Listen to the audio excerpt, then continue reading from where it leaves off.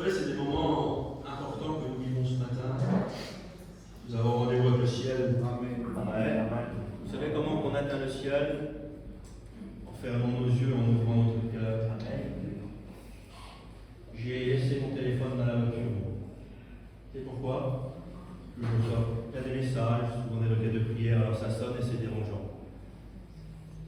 Et puis ce matin, c'est des moments qu'il ne faut pas déranger. Alors mettez les téléphones sur silence. Parce que le ciel, on ne l'atteint pas avec un téléphone, on l'atteint en fermant les yeux et en ouvrant notre cœur. Nous sommes dans la maison de Dieu. Amen. Dieu, on le trouve avec l'humilité d'un cœur. Dommage de se laisser perturber. On aura le temps d'envoyer des petits messages après, à la sortie de la réunion. Et pour l'instant, c'est entre nous et Dieu. Amen. Dieu, profitons de ces moments. On ne sait pas si demain on sera là. Vous savez, aujourd'hui, les lois sont en train d'arriver par rapport à tout ce qui est foi et spiritualité. Si ça se durcit un petit peu, il y en a un temps qu'on interdira de prêcher la Bible. Il y en a qui parlent déjà de transformer la Bible, de changer ce qui est marqué dedans. Et si on touche à la Bible, personne ne peut être sauvé. Mais il y en aura des temps où ça sera difficile. C'est pour ça qu'il faut profiter de ces temps-là. Alors que nous ne laissons pas troubler. Les petits messages, on les enverra après la réunion. Vous direz ce qui s'est passé à la réunion et dit Seigneur, c'est bien d'utiliser les réseaux sociaux. Il faut, pas de problème, je ne suis pas contre moi. Expliquez ce que vous vivez avec Dieu sur les réseaux sociaux. Expliquez les bénédictions que vous trouvez, les témoignages que vous avez entendus, les cantiques que vous avez chantés, la parole de Dieu qui a été prêchée. Expliquez tout ça sur les réseaux sociaux. C'est un moyen d'atteindre les autres, ceux qui ne sont pas chrétiens, les réseaux sociaux. Servez-vous-en et faites-en bon usage. Gloire à Dieu. Amen. On chante encore un cœur ensemble, Amen. Gloire à Dieu. Il y a l'esprit du Dieu vivant, gloire à Dieu.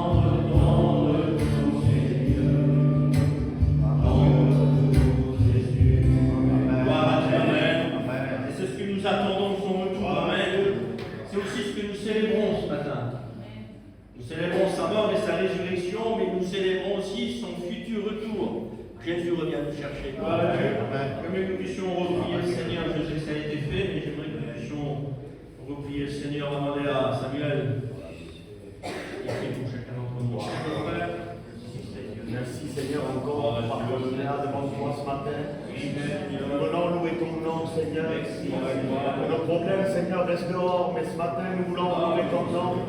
Et on cette table, Seigneur, qui nous fait souvenir, Seigneur, que tu as donné ta vie pour nous. Seigneur, bénis-nous encore, fais descendre de ton onction. Bénis nos serviteurs, donne toute la liberté au milieu de nous. Seigneur, bénis celui qui est faible ce matin. Bénis celui qui est fort, Seigneur, ce matin, tu nous prends dans tes mains. Et là, Seigneur, tu bénis nos cœurs, Seigneur. À toi revient la gloire, Seigneur. Merci, Seigneur. Gloire à Dieu, on chante encore un peu ensemble, fais descendre ta gloire, Amen. Gloire à Dieu. On le chante ensemble avec les prières. Fais descendre ta gloire, fais descendre ta gloire. Fais descendre ta gloire, fais descendre ta gloire. Fais descendre ta gloire, fais descendre ta gloire.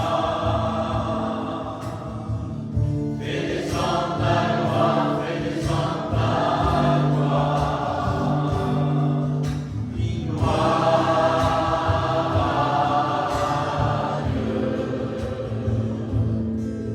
Vive gloire à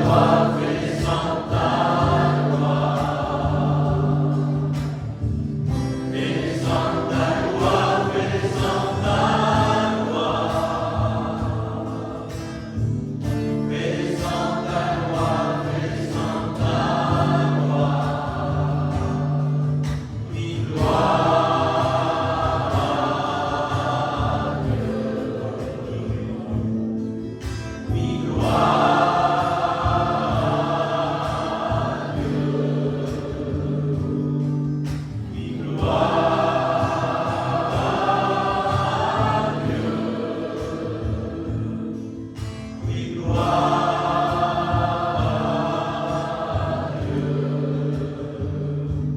Gloire. Gloire à Dieu, que Dieu soit béni. Fais descendre ta gloire, Amen. Nous pouvons déjà ici-bas vivre la gloire de Dieu. Nous pouvons déjà ici-bas vivre toute la bénédiction qui se trouve dans la gloire de Dieu. Amen. Il faut pour cela ouvrir notre cœur, disposer notre cœur. Amen. Vivre l'instant présent. La Bible enseigne qu'il y a chaque chose en son temps et il y a un temps pour tout. Il faut vivre l'instant présent. Gloire à Dieu. Amen. Christ est au milieu de nous ce matin. Le Saint-Esprit agit dans les cœurs, tout est réuni pour que nous puissions être bénis, pour que l'Église puisse louer la louange du Seigneur. C'est important ce matin, Amen. Y mettre tout son cœur. Gloire à Dieu. On va appeler Mégane, on va venir nous chanter un petit cœur. Je vais lui passer tout à l'heure, que Dieu la bénisse, Amen. On a deux frères qui passent par les offrandes, avec Cliff, et puis c'est la Pierre qui passe avec nous.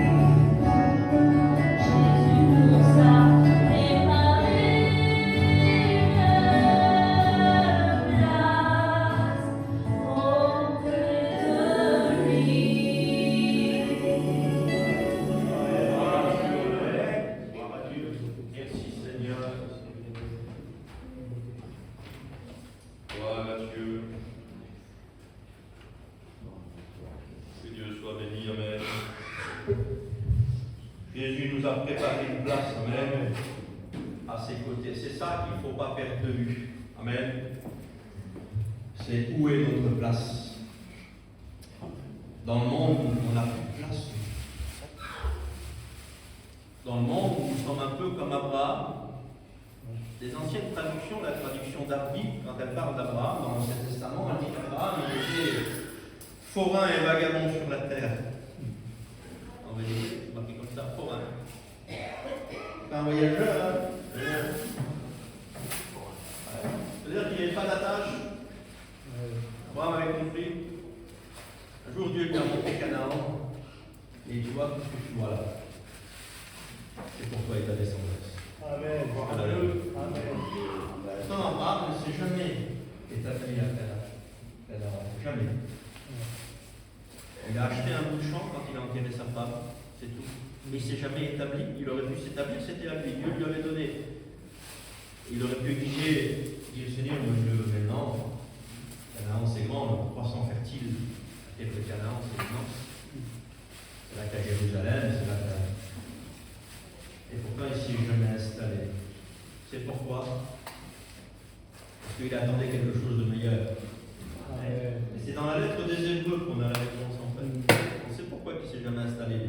Il attendait quelque chose de meilleur. Il attendait la cité céleste, celle qui a de solides fondements et dont Dieu est l'architecte. Vous savez ce que c'est? La seule cité qui est céleste, qui a des solides fondements, dont Dieu est l'architecte. La seule cité. C'est Jérusalem. La nouvelle Jérusalem. Et vous savez qui c'est la nouvelle Jérusalem? C'est l'Église. Abraham était au courant de l'Église. Abraham le savait déjà. Alors il n'a pas voulu s'installer. Il attendait quelque chose de céleste. Pas quelque chose de céleste. N'oublions jamais qui est notre place. Notre place, c'est dans le ciel. Amen. Gloire à Dieu. Mon frère qui prie pour les offrandes, les frères, qui prie pour les offrandes. Seigneur Jésus, merci Père. Reçois, Seigneur mon Dieu, ces offrandes, Seigneur mon Dieu. Bénis-nous toujours ensemble, Seigneur Jésus. Amen. Gloire à Dieu. Les frères, une chorale de frères, on vient nous chanter un chœur. Allez, tous les frères. On est peu nombreux ce matin, les frères. Alors, on peut tous venir sur l'estrade. Tous sur l'estrade, les frères. Amen, ceux qui le peuvent. Hein.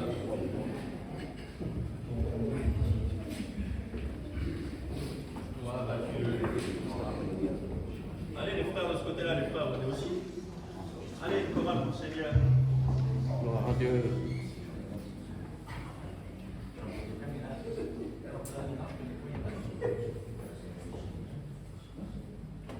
Quel playback si vous avez un playback?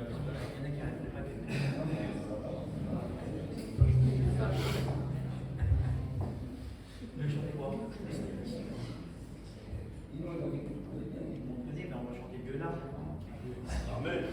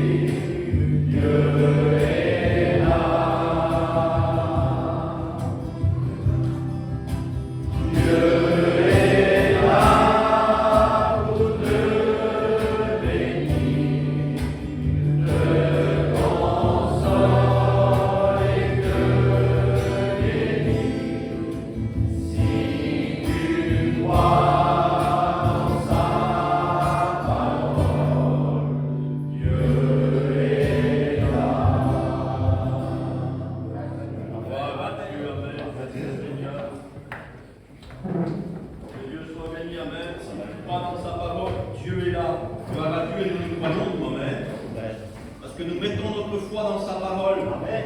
Amen. La foi vient de ce qu'on entend et ce qu'on entend vient d'où? Vient de la parole de Dieu. Amen. Vient de ce livre-là. On peut dire plein de choses, mais si ça ne sort pas de ce livre, alors faites attention. Les paroles qui sont sûres et certaines et entièrement dignes d'être reçues, comme l'apôtre le dira, ça vient de ça. Ne vous éloignez jamais de cela. Jamais. Sinon, ça serait un risque de reprendre des détours. Gloire à Dieu. Les sœurs peuvent nous chanter aussi un chœur. Amen. Ils sont en grande quantité, les sœurs. Gloire à Dieu. J'aimerais que les sœurs se lèvent à leur place, tous ceux que vous êtes. Je suis l'estrade, devant que vous n'allez pas tous tenir. Mais à votre place, les sœurs, amen. Celles qui peuvent se lever pour chanter un chœur pour le Seigneur, amen. Gloire à Dieu. Gloire à Dieu. Est-ce que vous voulez chanter, les sœurs? Est-ce qu'elles veulent chanter, les sœurs? Allez, donnez un cantique.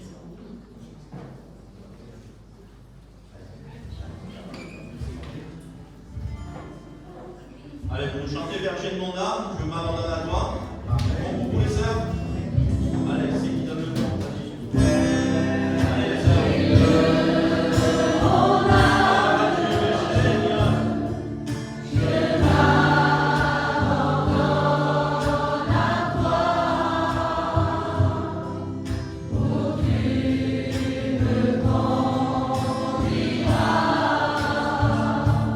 Je te suis.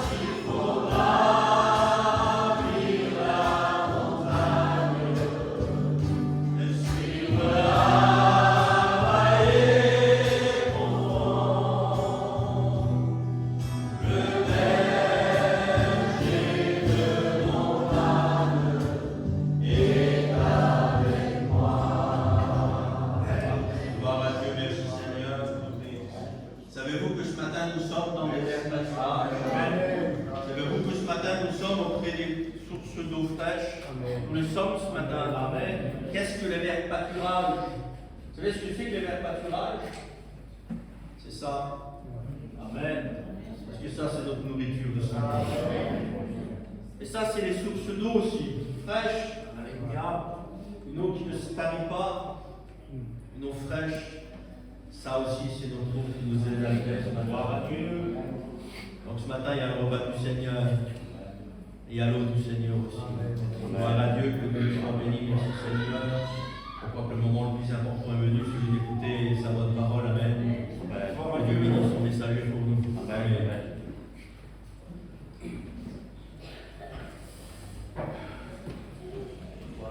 Gloire à Dieu. Merci Seigneur, je suis heureux d'être là ce matin, avec peur et tremblement. Mais vous savez, on ne parle pas de n'importe qui. On parle de Dieu, on parle de Jésus, le Fils du Très-Haut, on parle de sa parole. Et j'aime bien que ça me fasse ça. Je ne voudrais pas monter à l'estrade et puis avec ma force à rien. Je voudrais que je m'efface et que je prenne toute ta place. Je voudrais qu'il prenne toute la place. Parce que c'est lui qui bénit. Nous sommes Babi, dit toujours ça. Je suis le micro. Et quelle vérité. S'il n'y a pas Dieu derrière qui souffle, vous savez, il y a des beaux mots. Et quand le vent souffle, le Saint-Esprit rentre dans nos cœurs. Quand Jésus bénit une parole. Ce matin, on est venu là pour mettre une pierre à l'édifice. Et notre but à nous, c'est ce matin, c'est ça, c'est de grandir avec Dieu. Comme il disait, il ne faut pas stagner. L'eau, elle devient une odeur lorsqu'elle stagne. Mais la Bible dit que Jésus, il est l'eau qui vivifie. C'est de l'eau qui a de l'oxygène dedans. C'est de l'eau qui bouge. Amen. Que son nom soit béni. On ne peut pas arrêter là, on veut grandir avec le Seigneur, que son nom soit béni. Ce matin, je vais vous prêcher un message que j'ai déjà prêché il y a quelques temps en arrière. Et j'ai écouté un frère le prêcher. Et puis ça me l'a rappelé. Et puis j'ai commencé à regarder. Et puis le Seigneur, il m'était des pensées. Il bénissait mon cœur. Alors ce matin, je vais vous le prêcher. Alléluia. Amen. Merci Seigneur. Je voudrais qu'on prie le Seigneur avant toute chose. Mais je voudrais demander au Marc qui se lève. Et je vais demander au Samuel qui prie pour moi. Seigneur mon Dieu, je veux te rendre grâce ce matin, Seigneur. Je te remercie, Seigneur, pour ta présence ici, Seigneur Jésus. Nous avons vraiment besoin de toi, Seigneur Jésus. Merci, Seigneur, pour cette grâce que nous avons, Seigneur, de pouvoir te remercier ce matin, Seigneur. Seigneur, tu veux être messager, Seigneur, tu as apporté ta parole, Seigneur Jésus. Tu puisses avoir un mot pour chacun d'entre nous, Seigneur. Tu prends toute ta place, s'il te plaît, Seigneur Jésus. À toi la gloire, à toute gloire. Merci, Jésus. Merci, Seigneur. Amen. Merci Seigneur encore, parce que c'est ta parole, Seigneur, qui nous délivre. Nous avons besoin de ta parole, Seigneur. Nous voulons la lire au complet. Nous ne voulons pas ce matin choisir les morceaux qui nous plaisent, Seigneur. Nous voulons prendre, Seigneur, tous les morceaux, Seigneur, que tu vas nous donner. Seigneur, bénis ton Église, bénis ton serviteur ce matin. Pour nous, Seigneur, remplis-le de l'onction qui vient du ciel et donne-lui la liberté, Seigneur, ce matin. Amen. Donc, Seigneur, je voudrais lire un passage avec vous dans la parole de Dieu. Ça se trouve dans Marc, chapitre 8 et verset 36. Il est marqué aussi dans Matthieu 16, 26. Il est marqué comme ça, il est marqué que sert-il à un homme de gagner le monde s'il perdait son âme? À quoi sert-il à un homme de gagner le monde s'il perdait son âme? Et il y a des versions dans la parole de Dieu, j'ai une version là, ça s'appelle la Zadok Khan. Et puis, quand il parle du monde, il dit l'univers. À quoi servirait-il à un homme de gagner l'univers s'il perdait son âme? Et lorsque je regardais je regardais ça, puis je disais, Seigneur, mais c'est incroyable que des hommes ou des femmes pouvaient gagner le monde et perdre son âme. Quel dommage d'avoir des biens, d'avoir des choses au monde, gagner le monde et perdre ce qu'il y a plus important. C'est l'âme. Et puis tout à l'heure, il l'a dit, il l'a cité, puis ça a rentré dans le message, et puis le cantique qu'elle a chanté, la végane, ça allait vite dans le message. Vous savez, lorsque Dieu veut parler, il connaît, il sait tout, il voit tout, il connaît tout, il sait les cœurs. Nous, on ne sait pas, on arrive derrière, on tremble, on ne sait pas trop comment le Seigneur ça va se diriger, on ne sait pas trop comment ça va faire. On a les textes, il nous donne tout le Seigneur en main, mais on a peur, on ne sait pas si c'est vraiment ça, on ne sait pas si c'est vraiment le mot du Seigneur. Et ce qu'on veut, nous, c'est vraiment le mot de Dieu. Moi, je ne veux pas dire que tu dis à quel péché, c'est pas ça que je veux, moi. Quelle bonne réunion, j'ai été béni ce matin, parce que lorsque je suis sorti de là, j'ai pris des nouvelles décisions. Ça a changé ma vie, ça a changé ma vision. Ma marche, elle change. Ma vision, elle change. Tout change en moi. Et c'est ça, l'édifice. On doit changer. On doit s'améliorer. On ne doit pas rester stagné, on doit grandir. On ne doit pas s'arrêter là. Et je ne dis pas qu'on n'a pas des moments difficiles. On a des moments très durs. Il y a des fois, on met des genoux à terre et ça m'arrive. Et ça m'est arrivé, ça m'arrivera encore. Mais ce matin, je veux relever la tête. Qu'à matin, vivre c'est proche. Je ne veux pas m'arrêter là. Je veux grandir avec le Seigneur. À quoi ça mérite-t-il à un homme? À quoi ça va me servir de gagner le monde? Mais si je perds mon âme, ce qui est plus important, parce qu'aujourd'hui j'ai 45 ans moi. Et si je vis encore 35 ans, j'ai 80 ans. C'est beau. La Bible dit 70 à 80 ans pour un homme. Mais si je reste 35 ans encore sur la terre, avoir des biens et perdre et vivre l'éternité, pas avec Dieu, ça ne m'intéresse pas. Moi, je veux vivre avec Dieu. Ce qu'il a mis, les arbres, vous savez ce que c'est un acompte qu'il nous a donné déjà. Et on est déjà béni à l'extrême, le corps, il ne supporte pas des fois. Imaginez-vous dans le ciel comment ça va être. À quoi ça mérite-t-il à un homme de gagner le monde s'il perdait son âme? Et puis j'ai regardé, Seigneur, j'ai regardé un petit peu, il y a un livre, il s'appelle le livre le plus cher du monde. Il y a une Bible déjà à 30 millions d'euros. 38 millions d'euros. À la million, la Bible. 38 millions d'euros. Imaginez-vous, on en fait que ça, hein? Une Bible. Mais le livre le plus cher du monde, je l'ai marqué là. C'est le livre le plus cher du monde. Il s'appelle le Codex. Et c'est le Léonard de Vinci. Le livre Léonard de Vinci, il a 18 pages, 18 feuilles. Et j'ai regardé, vous savez qui c'est qui l'a acheté? C'est Bill Gates, le fondateur de Microsoft. Il l'a acheté en 1994. Il l'a acheté 30 000 milliards, 8 milliards de dollars. On ne peut pas compter. C'est inestimable. Et là, j'ai regardé à peu près aujourd'hui combien il vaut aujourd'hui, il a marqué ça, 50 millions de dollars. 50 millions un livre, 50 millions de dollars. Il se fait payer. Il y a des choses dans le monde, écoutez, même ça, on ne pourrait pas s'acheter. Même ça, on ne pourrait pas acheter pour nous. Vous savez pourquoi? Parce que lorsqu'on veut acheter quelque chose et qu'on fait une construction, eh bien, on commence à calculer les dépenses. Et dans le livre de Luc, le Seigneur lui dit, c'est Jésus qui parle. Il dit, si un homme veut monter une tour et qui ne s'assied pas avant pour calculer la dépense, et il dit, s'il n'arriverait pas à la fin, en gros c'est ça, s'il n'arriverait pas à la fin, les gens riraient parce que sa construction n'est pas finie. Et j'ai regardé que même la ville de Paris entière, elle coûte 700 millions,7 milliards d'euros. Et j'ai regardé le mètre carré à Paris. Le mètre carré, 13 000 euros le mètre carré. Eh bien, écoute-moi, même ça, vous ne pouvez pas racheter ton âme. À quoi ça mérite-t-il à un homme de gagner le monde s'il perdait son âme? S'il perdait son âme, quel dommage. Alors écoute-moi, même que tu achètes la ville de Paris, tu ne pourras pas racheter ton âme. Et même s'il te donnerait aussi la ville de Lyon, tu ne pourras pas la racheter. Même si, écoute-moi, je vais aller encore plus loin, même s'il te donnerait la ville de Marseille, tu ne pourrais pas t'acheter non plus. Même s'il te donnerait la ville de Lille, tu ne pourrais pas t'acheter non plus. Même s'il te donnerait New York, tu ne pourrais pas t'acheter non plus. Tu ne pourrais pas. Tu ne pourrais pas. Vous savez pourquoi?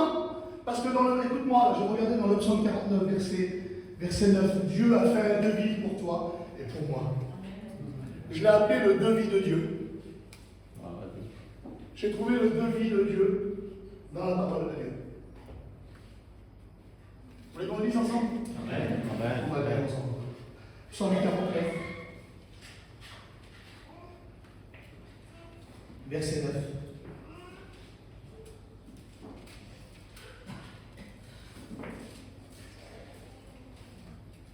Écoutez ce qu'il est marqué. On commence au verset 8. Ils ne peuvent se racheter l'un et l'autre, ni donner à Dieu le prix du rachat. Ils ne peuvent se racheter l'un et l'autre. On ne peut pas se racheter. Ni donner à Dieu le prix du rachat. Le prix de leur âme est cher et il n'aura jamais lieu. Le prix de leur âme est cher et il n'aura jamais lieu. À quoi servirait-il à un homme de gagner le monde s'il perdait son âme? Alors Dieu, lui, il a fait un devis. Le devis, il dit qu'il peut se racheter l'un et l'autre et donner la rançon, parce qu'il y a une rançon à donner à Dieu. Il y a une rançon à donner à Dieu. Et la rançon, écoutez, c'est impayable. Parce que là, c'est pas le Johnny qu'il faut que tu payes. C'est pas tout petit qu'il faut que tu payes. C'est pas le Marc. La rançon, elle revient à Dieu. Il faut payer Dieu. Et personne ne peut payer Dieu. Alors pourquoi faire de gagner tout le monde, l'univers, comme ça c'est marqué, de gagner l'univers et perdre son âme? Parce que tu ne peux pas te racheter. Et ton âme, tu ne pourras jamais la racheter. Il n'y a que Dieu qui a payé pour toi. Amen. Il n'y a que Dieu qui a payé pour toi. Amen. Parce que, écoutez, j'ai regardé moi un petit peu, je ne connais pas trop moi, dans les maisons. Mais je suis un ferrailleur, moi. Et les métaux, je les connais. À quelques kilos près, par terre, je sais ce qu'il y a. J'ai fait l'expérience avec ma femme, elle me dit, je dis, attends, par terre. Elle me dit, jure. Ah, elle dit, je crois pas. Je dis, attends, t'es sûr? À quelques kilos près, j'étais sûr. Je connais mon métier. Vous connaissez les prix des choses aujourd'hui, vous. Mais je vais te poser une question, moi. Est-ce que tu connais le prix de ton âme? Le prix de ton âme, à toi, tu le connais? Tu t'es jamais posé la question. Moi, je connais le prix des batteries. Je sais combien il est, combien Eric. On sait à peu près, nous, c'est notre métier. Les garçons, ils font le combien, ça? Hein, tu sais combien tu vends les camions à peu près, toi? Une mécanique, tu sais. On sait comment on vend les affaires. Un élingueur, il sait combien il va prendre pour y lever. Un ferrailleur, il sait combien ça coûte l'inox. On sait combien ça coûte la ferraille, le métal lourd et moins lourd. On le sait, ça. On connaît. On connaît. Et il y en a qui font les marchés, ils savent à peu près combien ça vaut les habits qu'ils vendent, les affaires qu'ils vendent. Mais je voudrais te poser cette question. À toi, est-ce que tu sais le prix de ton âme? Est-ce que tu connais le prix de ton âme? Vous savez, à Dieu, de nous faire à nous, ça n'a rien coûté. Ça ne coûtait rien du tout, ces gars. De nous construire à nous. Parce que moi, j'ai regardé ça, écoutez. J'ai regardé, alors je ne connais pas trop, mais je sais, je parlais avec les gadgets, des fois il y avait une maison, et puis le gadget, il l'a carrément rasé, une belle maison, il l'a carrément rasé. Mais je dis, pourquoi tu ne l'as pas refait? Mais ça me coûte plus cher de la refaire que de la reconstruire. Des fois, la rénovation, elle coûte plus cher que la construction. Et puis Dieu, à nous, il nous a conçus. Et lorsqu'il nous a conçus, ça n'a rien coûté au Seigneur. Parce qu'il est Dieu. Dieu, lui, avec de la terre, il a commencé à créer l'homme, à le façonner. C'est marqué dans Genèse 2:7 que Dieu créa l'homme, et puis il le façonne. Ça n'a rien coûté à lui. Et puis d'un seul coup, la Bible dit qu'il souffle dans ses narines un esprit vivant. Et à Dieu, ça n'a rien coûté. Parce que Dieu, comprenez dans le fond ce que je veux dire, il est Dieu, lui. Ça n'y a pas coûté. Et puis d'un seul coup, dans Genèse 3, ce que Dieu avait bien modelé, avait bien fait, le diable l'a détruit. L'œuvre que Dieu avait fait, le diable l'a détruit. Par la désobéissance de l'homme. Et puis, l'âme est devenue chair. L'âme est devenue chair. Parce qu'il fallait payer à Dieu la rançon. Et le péché est rentré dans nos veines comme un poison. Et puis ça l'a rentré de partout. Et puis écoutez, même la vision a changé. La marche a changé. Le toucher a changé. L'écoute a changé. Et puis d'un seul coup, la relation avec Dieu a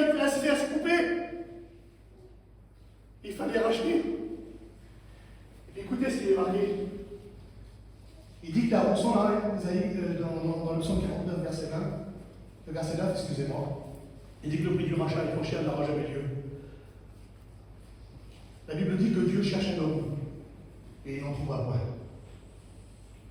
Il dit qu'il convoque la terre. Il dit qu'il convoque la terre et cherche un homme et il n'en trouvera point. Et puis moi j'ai regardé un petit peu dans la parole de Dieu, puis je disais, Seigneur, il y a quand même des hommes, comme il a parlé d'Abraham tout à l'heure, il y a Moïse, il y a des hommes terribles qui auraient pu faire ça. Il y a des hommes terribles qui auraient pu dire, mais écoute, moi je vais prendre la place, je vais payer la rançon pour mes frères. Et puis je me suis imaginé, on a le droit d'imaginer, je me suis imaginé dans le ciel, moi, que c'était perdu pour nous, c'était fini. Le péché était rentré en nous et puis on était destinés à l'enfer. C'est pas moi, c'est la Bible qui le dit. On était destinés à l'enfer.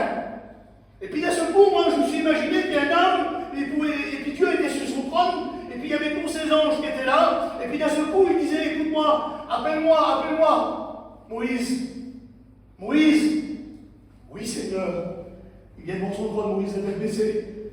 J'ai une mission pour toi. Oui, j'ai une mission pour toi. Cette mission que j'ai pour toi, écoute, faudra que tu meurs pour tes frères. Il faut que tu meurs pour eux. Parce que tes frères, écoute-moi, tes frères, ils sont foutus. C'est fini. Il faut qu'une personne meure, parce que le sang a coulé. Il faut que le sang coule à nouveau pour être acheté. Puis d'un seul coup, Moïse, il a pu dire ça, lui. Il va dire, oui, mais Seigneur, parce que Moïse, toi, tu as ouvert la mer. Oui, Seigneur. Avec ta puissance à toi, je l'ai fait. Oui, tu as envoyé les 10 plaies, Moïse. Oui, Seigneur. Tu as pris le peuple et puis pendant 40 ans, tu les as amenés au désert. Je t'ai donné aussi la loi, toi, Moïse. Tu es devenu un grand prophète. Tu es devenu un sacrificateur. Oui, je suis tout ça, Seigneur, par ta grâce à toi. Mais Seigneur, je ne peux pas faire ça. Pourquoi, Moïse, tu ne peux pas faire ça? Parce que moi, j'ai tué un Égyptien. Et le sang a coulé sur moi. Seigneur, lorsque tu m'as dit de parler au rocher, j'ai frappé le rocher, j'ai désobéi. Je ne peux pas faire ça, moi. Je ne suis pas digne. Il faut être digne, il faut avoir le sang pur pour faire ça. On va appeler Abraham alors. Abraham, fais le miracle, puis pareil. Abraham, j'ai une mission pour toi. Une mission, écoute, faut que tu délivres tes frères. Il y a un peuple qui est en train de se mourir à cause du péché. Et d'un seul coup, Abraham, il va dire non, mon père. Je ne peux pas. Mais t'es bien Abraham, toi. T'es bien le père de la foi. T'es bien l'homme qui n'a pas couru la terre. Oui. Oui, Seigneur. Et tu te rappelles, tu m'avais fait une promesse. Et tu m'as dit, de moi sortira un Isaac. Et je t'ai désobéi. Je t'ai désobéi, Seigneur. Je peux pas, je ne suis pas digne de faire ça. Alors écoute, on va appeler Enoch. Appelle-moi Enoch. Il a marché 300 ans avec moi. Lui, il a monté au ciel. Je l'ai enlevé carrément comme ça. Mais appelle-moi lui, c'est lui, il va le faire vivre. Puis d'un seul coup, il y a Enoch qui est là. Enoch, t'as bien monté au ciel comme ça, toi? Ben oui, t'as marché pendant 300 ans avec moi. Oui, Seigneur. Mais il y avait 65 ans avant. Je n'étais pas digne. Je n'étais pas avec toi. Il faut être digne. Vous comprenez ça? Il fallait qu'une personne soit digne. Il y avait un David aussi. Il y avait un David. David, viens voir. Oui, Seigneur, j'ai une mission pour toi, il faut que tu délivres ton peuple. Qu'est-ce qu'il faut faire, Seigneur? Il faut que tu montes à la croix. Il faut que tu souffles à toi. Il faut que tes mains soient percées, ton côté soit transpercé. Il faut que tes pieds soient percés aussi. Rejeter de tes frères. La honte à haut niveau. Je ne peux pas, Seigneur. Pourquoi? J'ai tué. J'ai tué lui. J'ai pris sa femme. J'ai même mis une lettre de mort dans sa poche à lui. Je ne suis pas digne, Seigneur. Je ne peux pas racheter les hommes. Je suis trop vilain. Alors qui enverrai-je? Qui pourra plaider pour nous? Qui enverrai-je? Puis dans le ciel, moi je me s'imagine comme ça. Une voix retentissante dans le ciel entier. Père, envoie-moi!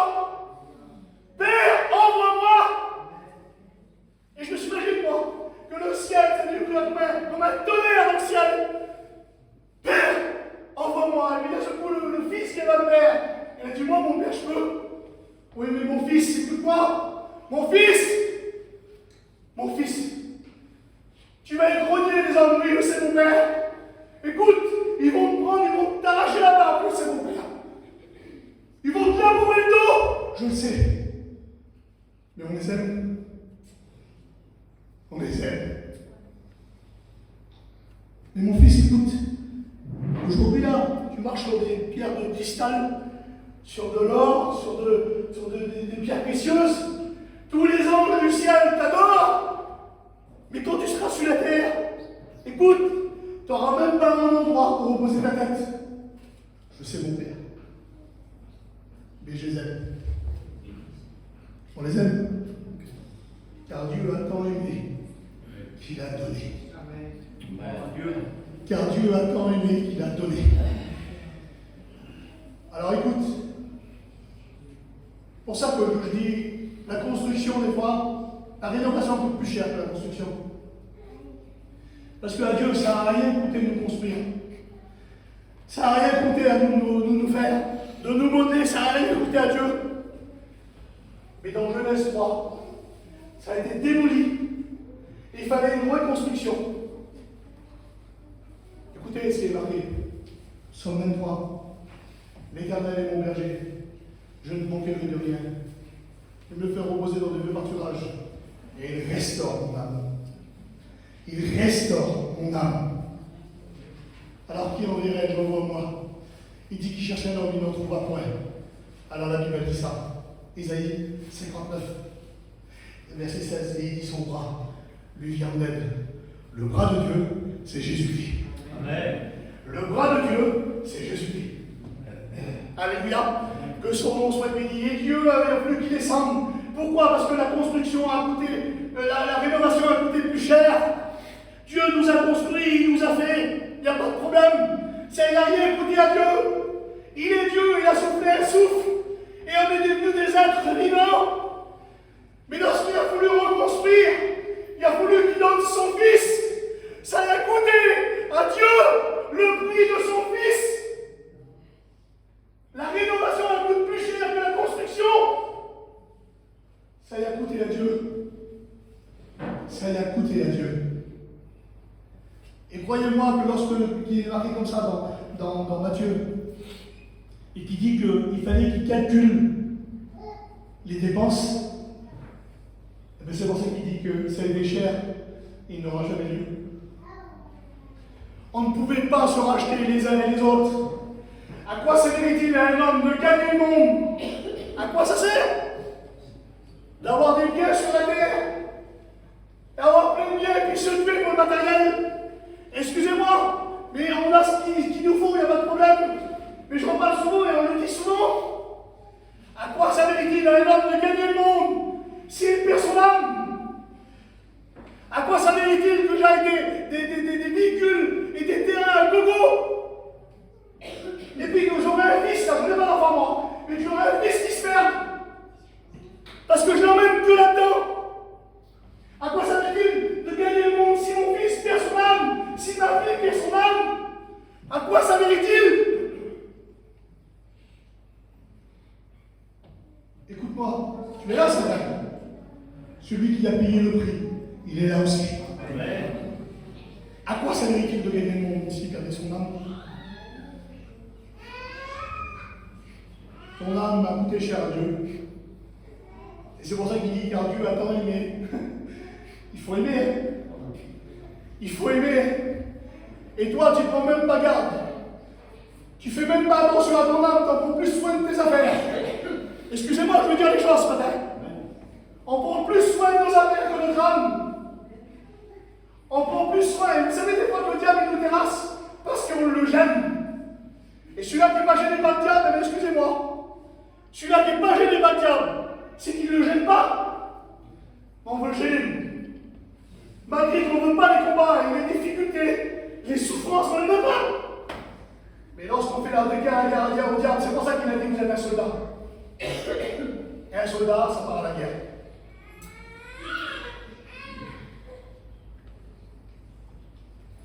À quoi servirait-il? Vous savez, il y a un homme dans la parole de Dieu, enfin il y a deux hommes. Je vais juste vous commenter parce que ça serait trop long. Ils appellent ça le mauvais riche. Le mauvais riche et le pauvre Lazare. Lui, le mauvais riche, la Bible dit qu'il a eu ses biens pendant sa vie. Et Lazare, lui, il a eu ses maux.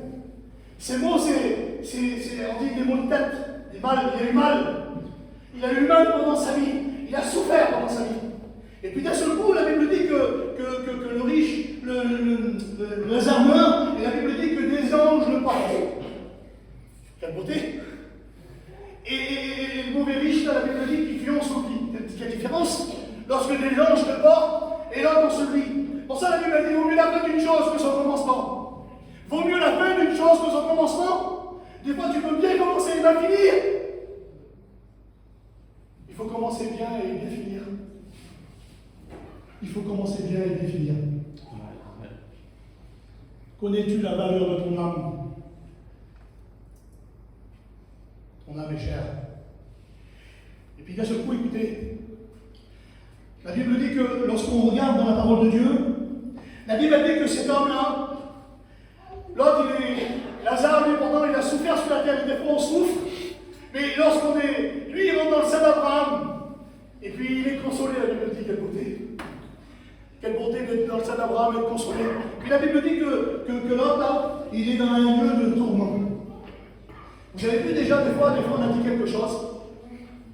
Ça vous l'a fait, c'est sûr et certain. Des fois, on a trop parlé. On a trop parlé, et quand on a trop parlé, on est couché, et puis on repense à ce qu'on a dit dans la journée. Et on ne sait pas ce qui se passe de côté là-bas. Parce qu'on se met plein de machins dans la tête, et on dit, Seigneur, j'aurais su là, il a dit, quel dégât ça va faire? Ça, c'est un regret.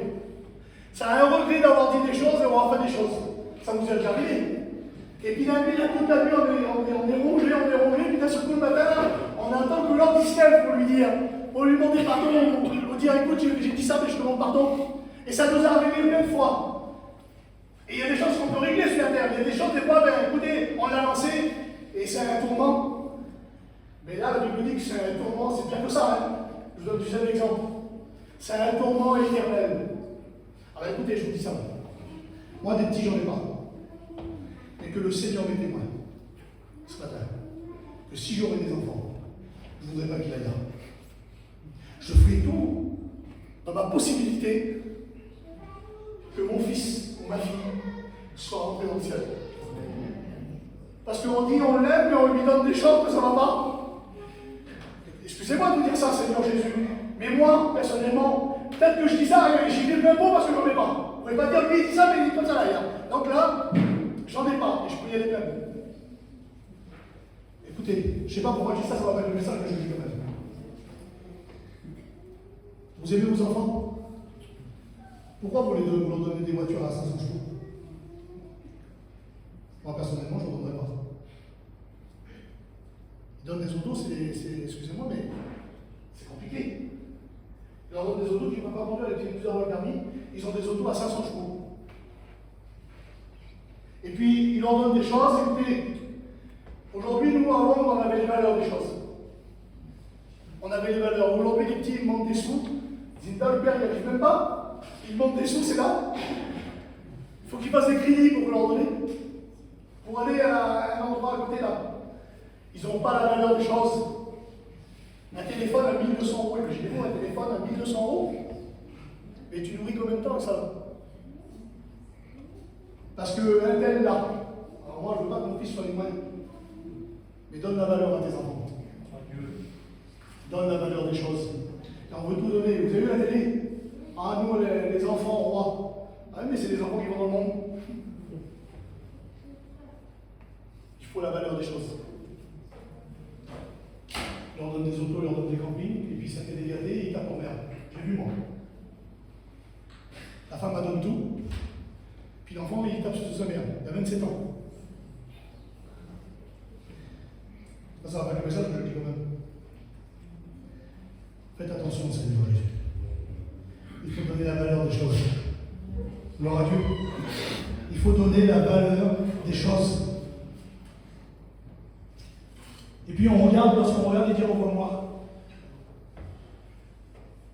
Il n'y avait personne qui pouvait, même le grand Moïse, le grand Abraham, le grand David, tous Tous ces hommes-là, Dieu dit qu'il convoque la terre, il n'en trouva pas. Il dit, il n'y a pas un juste, pas même un seul. Tous sont pécheurs, et ils sont privés de la gloire de Dieu.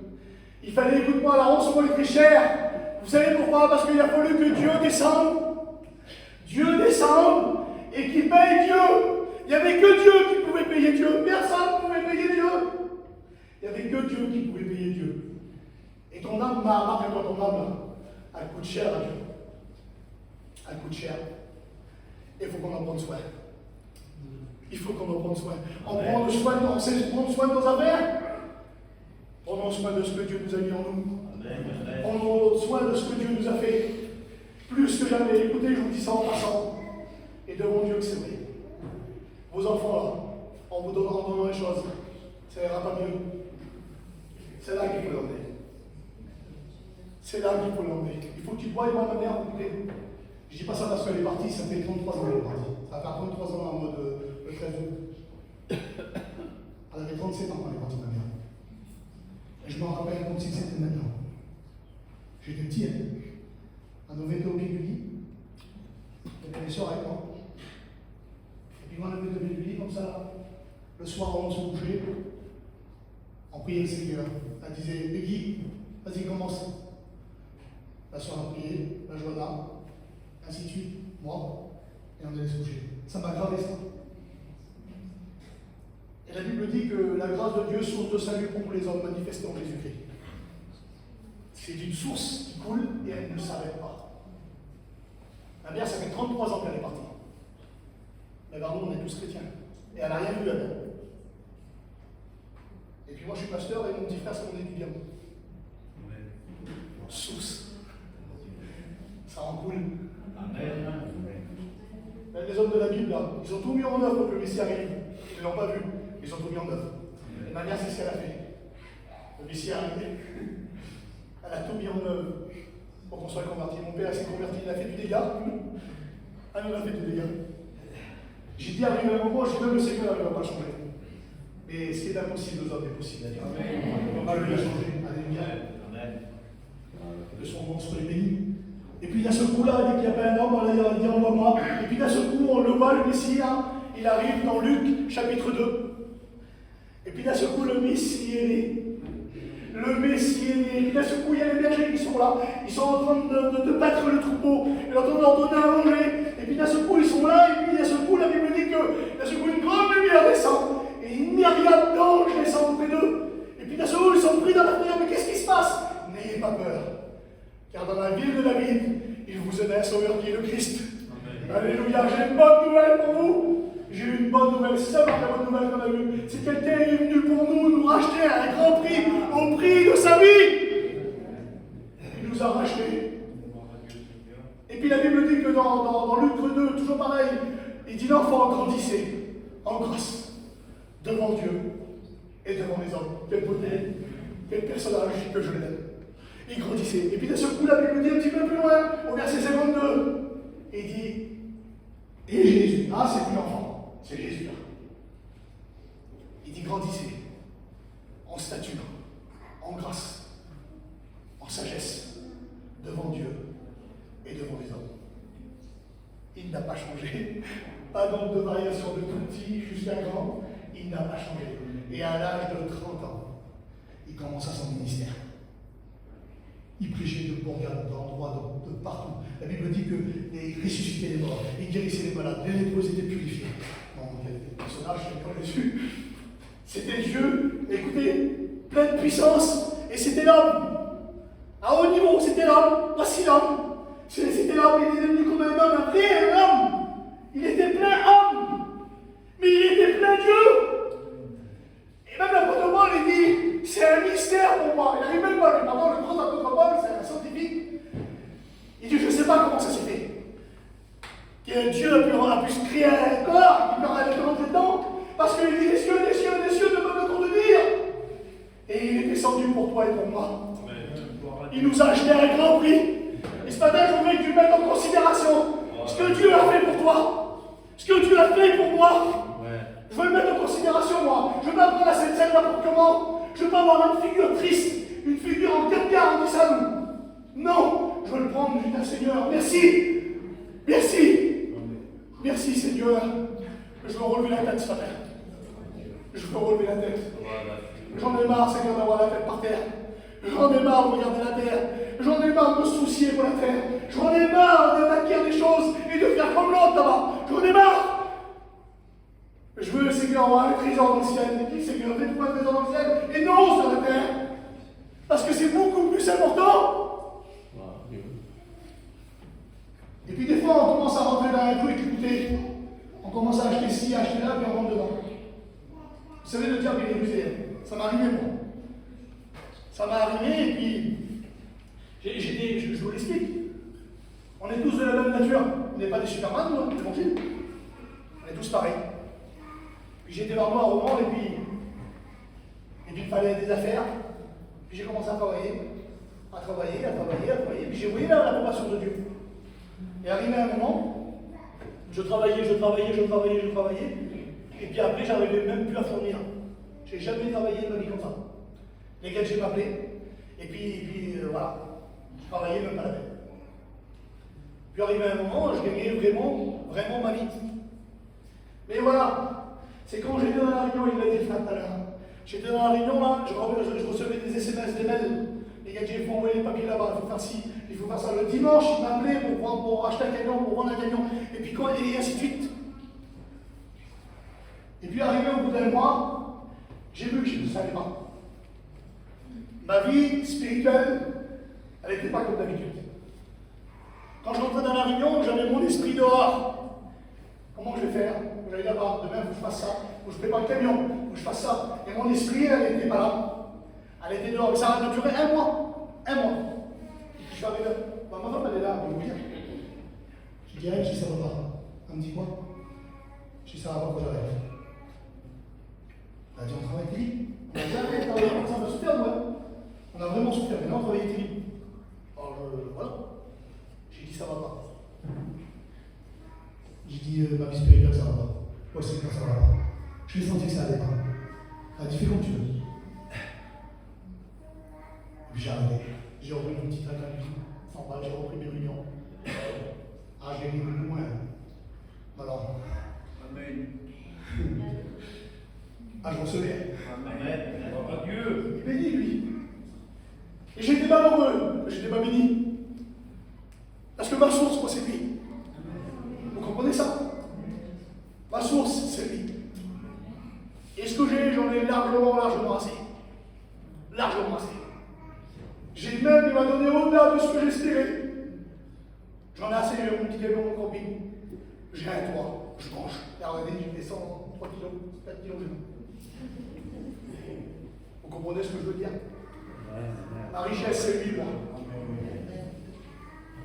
Qui nous donne des biens, c'est bien, mais que ça ne prend pas la place. Jésus est mon or et mon argent. Amen. Il dit, jette ton or dans la poussière, et moi je serai ton or et ton argent. Jette ton or, c'est ce qui te tient, c'est ce que t'aimes. Il dit, jette-le dans la poussière, ça vaut rien, c'est la terre. Mais moi, il dit, je serai ton or et ton argent. Quelle différence? Que son nom soit élevé. Et puis d'un seul coup, il grandit. Puis il a 30 ans, il commence son ministère. Puis d'un seul coup, il y a des miracles de tous les côtés qui se font. Et puis un beau jour, il est livré. Je ne veux pas rentrer trop dans les détails, ça serait trop long. Mais il a été labouré. La Bible dit que dans les années 53, il s'est élevé comme une faible plante sur une terre desséchée. Et je me regardais pourquoi il disait ça. En tout petit, il doit le savoir, mais les anciens le savent. Mais moi, je me dis, pourquoi une faible plante? C'est Dieu quand même. Même il parlait de son corps, là. Parce que la Bible dit que l'homme, il est semblable à une fleur.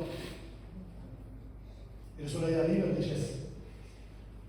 Et une terre déchaissée, c'était les hommes, ça. Ils étaient secs, complètement secs. Ézéchiel 40, Ézéchiel 37. La Bible dit qu'ils étaient secs, complètement secs.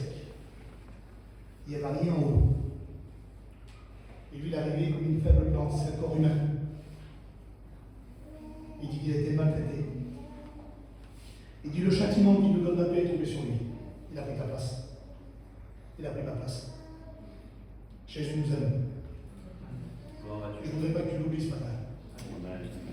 que ton âme coûte beaucoup plus cher ce qu'il y a en dehors. Ce que tu vois de tes propres yeux. Ton âme coûte beaucoup plus cher que ça. Prends-en soin. Essaye de remplir ton âme et pas tes poches. C'est le plus important. Amen. Que son nom soit béni.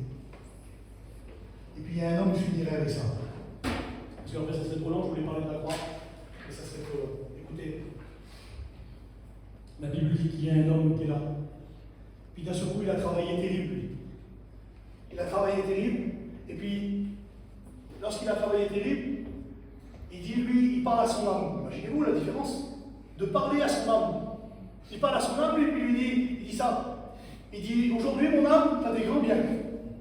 J'abattrai des greniers et j'en bâtirai des plus grandes. J'en construirai des plus grandes. Et il dit, maintenant, il dit, bois, mange, réjouis-toi.